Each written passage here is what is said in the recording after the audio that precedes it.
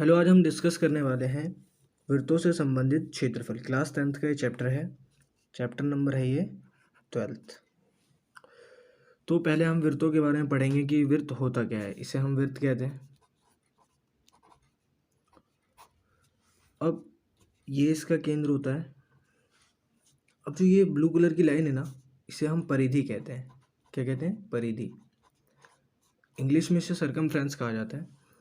और दूसरा जो इसके अंदर ये जो सारी चीज़ें हैं वो क्या होंगे हमारा, जैसे मान लो डेट सपोज ये हमारा हो गया परिधि, और इसके अंदर जो है ये क्या हो गया हमारा क्षेत्रफल। जस्ट लाइक आप रोटी के अंदर जो भी पार्ट होता है पूरा का पूरा वो क्या होता है, एरिया यानी क्षेत्रफल, और जो उसकी बाउंड्री होगी वो क्या होगा, परिधि। बस इन दो बातों को हमें समझना है और इन दो बातों के ऊपर पूरा का पूरा चैप्टर हमारा हो जाएगा। सबसे पहले तो ये समझना है कि इसके अंदर आर क्या होता है। तो आपको याद रखना है कि जो भी इस लाइन से यहाँ तक जा रही है वो क्या है, हमारा आर है। आर का मतलब क्या होता है? आर का मतलब होता है त्रिज्या। तो इसके दो फॉर्मूले होते हैं, जैसे वृत्त की परिधि,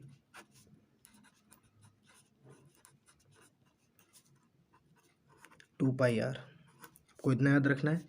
दूसरा वृत्त का क्षेत्रफल, पाई आर स्क्वायर। बस इतनी सी बात आपको समझनी है। बस ये पहले के चैप्टर से बस थोड़ा सा एडवांस हो जाएगा। क्या हो जाएगा, जैसे कि ये मान लो यहाँ से भी ऐसे दे दिया जाएगा और यहाँ पर कोई एंगल होगा, उसे हम कैसे मानते हैं, मान लेते हैं जैसे कि थीटा। तो बोला जाएगा कि इस एरिया का एरिया निकालो, या फिर इसकी जो ये वाली लाइन जा रही है ना ये निकालो। तो फॉर्मूला इसका क्या होगा, देखो सिंपल है। पूरा का पूरा कितना होता है, 360 होता है ना पूरा का पूरा। तो उसी तरीके से हम क्या करेंगे कि इसको समझेंगे। वृत्त की परिधि पाई आर स्क्वायर। तो मान लो डेट सपोज कि ये जो हमें एंगल गिवन था वो 30 डिग्री था,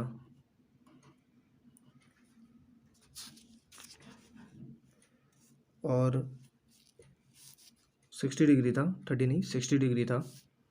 तो इस हिसाब से हमें बोला गया कि इसका एरिया निकालो। तो हमारे पास क्या होना चाहिए, आर भी गिवन होना चाहिए ना।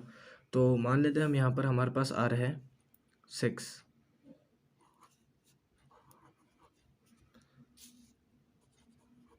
है। तो हम देखते हैं कि हमें दिया है, गिवन है। इसके दो फॉर्मूले होते हैं, दोनों में इसी एग्जांपल में आपको बता दूंगा। तो पहले हम इसकी निकालते हैं परिधि। आपके पास फॉर्मूला क्या होता है परिधि का, 2 पाई आर होता है ना। तो एक बात हमेशा याद रखें कि ये पूरा का पूरा कितना होता है, 360। तो बस थीटा ऊपर और अपॉन में 360, बस ये इसके साथ मल्टीप्लाई हो जाता है बस। तो हमारे पास यहाँ पे क्या था, थीटा कितना था 60 अपॉन 360। 2 इंटू में पाई की वैल्यू आपको 22/7 ही कहेंगे, अगर नहीं कहेंगे तो लिखा हुआ होगा, मेंशन होगा कि पाई की जगह या तो 22/7 या फिर 3.4 लेने के लिए। वैसे मोस्टली आपको 22/7 ही कहेंगे, तो 22/7 ले लिया। और हम आसान फ्रैक्चर के लिए 7 ले लेते हैं, 7 ले लिया। तो 0 से 0 कट गया, 6 1 जा 6 6 जा, 7 से 7 कट गया, 2 1 जा 2 3 जा। तो इसका आंसर आ गया 22 ऊपर बच गया और नीचे 3 बच गया। तो ये सेंटीमीटर आंसर हो गया। काटना चाहते हैं तो आप इससे आगे भी काट सकते हैं, कोई इसमें वो नहीं है। अगर आप चाहें तो आप इसका हम एरिया निकाल सकते हैं। एरिया के लिए क्या फॉर्मूला होगा क्षेत्रफल के लिए, जो हम लगाते हैं पाई आर स्क्वायर। बस जो मैंने यहाँ पर करा वैसे ही करूँगा, थीटा अपॉन 360 और कुछ नहीं। तो थीटा की वैल्यू क्या थी 60, ये क्या था 360, और पाई 12/7 और आर था 7 × 7। तो एक 7 से एक 7 कट गया, 0 से 0 कट गया, 6 1 जा 6, 2 1 जा 2 3 जा। तो ऊपर हमारे पास रह गया 11 × 7 और नीचे रह गया 3। तो कितना हो जाएगा 77/3। बस यहाँ पर आप क्या लगा देंगे, सेंटीमीटर स्क्वायर। तो ये इसका क्या निकल जाएगा, एरिया। तो आप समझ गए इसकी परिधि कैसे निकालते हैं और इसका एरिया कैसे निकालते हैं। हम हमेशा यही चीज़ यूज़ करेंगे और इसे आसानी से सॉल्व कर लेंगे। बहुत ही ईजी चैप्टर है ये। जैसे कि हम इसी के हिसाब से एक क्वेश्चन करते हैं। दो वृत्तों की त्रिज्याएं दी हुई है। जैसे कि हम मान लेते हैं एक वृत्त ये रहा जिसकी त्रिज्या है 8 सेंटीमीटर, एक वृत्त ये रहा जिसकी त्रिज्या है 6 सेंटीमीटर। 6 सेंटीमीटर है। उस वृत्त की त्रिज्या ज्ञात कीजिए जिसका क्षेत्रफल इन दोनों वृत्तों के क्षेत्रफल के योग के बराबर हो। तो यानी हम इन दोनों का एरिया निकाल कर एक ये वाला वृत्त बन जाएगा जो इन दोनों के योग के बराबर। उसे हम करेंगे कैसे, देखो दोनों को जोड़ना है ना, तो हम लिख लेंगे आंसर कि बड़े वाले को बड़ा मान लेते हैं। जैसे कि पहले दिया हुआ लिख लेते हैं, दिया है R1 मान लो 8 सेंटीमीटर, R2 मान लो 6 सेंटीमीटर और बड़े वाला R क्वेश्चन मार्क। तो इसीलिए हम क्या करेंगे, अकॉर्डिंग टू क्वेश्चन, मतलब प्रश्नानुसार होता है इसका मतलब जो प्रश्न में दिया हुआ है हम उसी के अकॉर्डिंग काम कर रहे हैं।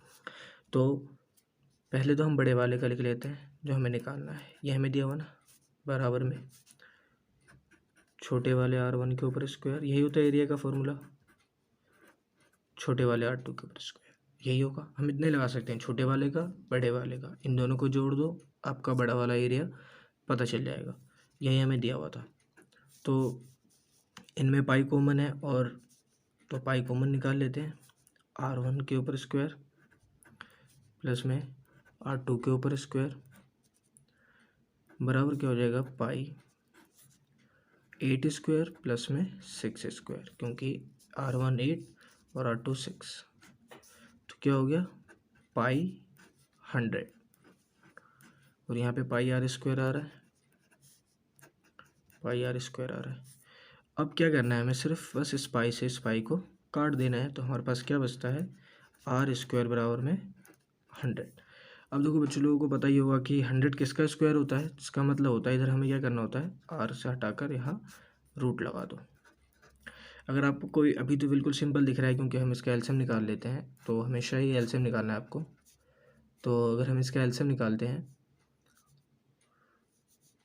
तो 10 से 10 नहीं ले लेते हैं, सिंपल है। आपको पता है इस रूट से बाहर निकालने के लिए हमें क्या करना होता है, हमें सेम एक जैसी संख्या लिखनी होती है। 10 और 10 दिख गया हमें, तो हमने 10 बाहर निकाल लिया। तो बड़े वाले का R कितना हो गया, 10 सेंटीमीटर।